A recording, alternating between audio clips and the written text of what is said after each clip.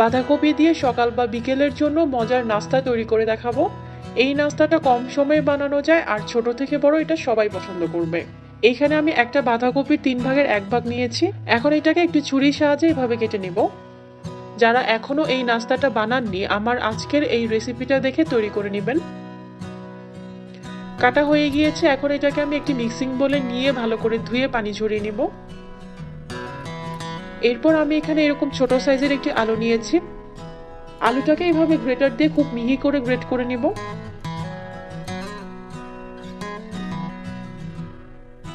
আলুটা গ্রেট করা হয়ে গিয়েছে। এটাকে এখন খুব ভালো করে ধুয়ে পানি ঝরিয়ে তারপর এখানে অ্যাড করে দিচ্ছি।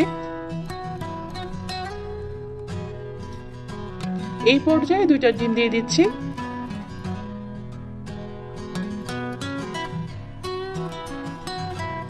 স্বাদ মতো কিছুটা লবণ আর 2 থেকে 3 পিসের মতো কাঁচামরিচ কুচি দিয়ে দিলাম।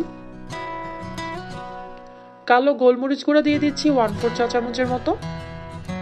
এখন একটি কাঁটা চামচ দিয়ে সবকিছুকে এভাবে খুব ভালো করে মিশিয়ে নিব।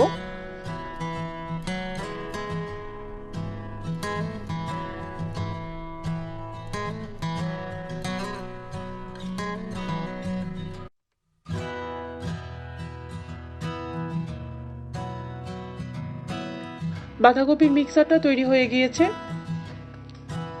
প্যানে সামান্য পরিমাণ তেল দিয়ে বাঁধাকপির মিক্সারটা এভাবে হাত দিয়ে দিচ্ছি। তেলটা কিন্তু এই পর্যায়ে খুবই হালকা গরম আছে। এইভাবে হাত দিয়ে একটু গোল শেপ করে নিব। বাকি যে ডিমের মিশ্রণটা ছিল সেটা উপর থেকে এভাবে দিয়ে দিচ্ছি। উপর থেকে সামান্য কিছু আমি মিক্স হার্ম অ্যাড করে দিচ্ছি। তবে এটা টোটালি অপশনাল, আপনাদের হাতের কাছে না থাকলে না দিলেও হবে। চুলার আঁচটা লো মিডিয়ামে রেখে ঢাকনা দিয়ে ঢেকে এটাকে 10 মিনিটের জন্য রান্না করে নেব। 10 মিনিট পর আমি ঢাকনাটা খুলে দিচ্ছি। এখন এই অমলেটটাকে আমি খুবই সাবধানে এইভাবে উল্টে দিচ্ছি। অমলেটটা এভাবে উল্টানোর সময় কিন্তু ভেঙে যাওয়ার সম্ভাবনা থাকে, তাই এটা খুবই সাবধানে করতে হবে। এখন অপর পাশটাও 7 থেকে 8 মিনিটের জন্য এইভাবে রান্না করে নেব। 2 পাশ যখন খুব ভালো করে রান্না হয়ে যাবে চুলার আঁচ বন্ধ করে তারপর এটাকে আমি সার্ভ করে নিচ্ছি। বাঁধাকপি দিয়ে খুবই মজার একটি নাস্তার রেসিপি তৈরি হয়ে গেল। এটাকে আমি টমেটো সস দিয়ে সার্ভ করে নিয়েছি। সকাল কিংবা বিকেলের নাস্তায় অল্প সময়ে এটা তৈরি করতে পারেন।